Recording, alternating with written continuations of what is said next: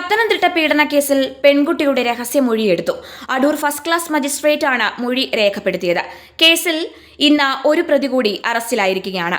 Pathanamthitta town സ്റ്റേഷനിൽ register ചെയ്ത കേസിലാണ് അറസ്റ്റ്. ഇതോടെ അറസ്റ്റിലായ ആകെ പ്രതികളുടെ എണ്ണം 44 ആയിരിക്കുകയാണ്.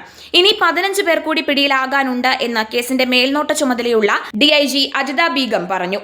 പിടിയിലാകാനുള്ളവരിൽ 2 പേർ വിദേശത്താണ്. ഇവർക്കായി റെഡ് കോർണർ നോട്ടീസ് പുറപ്പെടുവിക്കും എന്നും അന്വേഷണത്തിൽ യാതൊരു വിട്ടുവീഴ്ചയും ഉണ്ടാകില്ല എന്നും അജിത ബീഗം വ്യക്തമാക്കി. 5 വർഷത്തെ പീഡന വിവരങ്ങളായിരുന്നു പെൺകുട്ടി വെളിപ്പെടുത്തിയത്. ചില പ്രതികൾ വിദേശത്താണ്. ഇതാണ് പോലീസിന് മുന്നിലെ മറ്റൊരു വെല്ലുവിളി. ഇവരെ നാട്ടിലെത്തിക്കാനുള്ള ശ്രമം തുടങ്ങിയിരിക്കുകയാണ്. എത്രയും വേഗം മുഴുവൻ പ്രതികളിലേക്കും എത്താനാണ് പോലീസിന്റെ ശ്രമം. കേസിന്റെ ഗൗരവം പരിഗണിച്ച അന്വേഷണ മേൽനോട്ട ചുമതല DIG അജിത ബീഗത്തിന് സർക്കാർ കൈമാറിയിരുന്നു.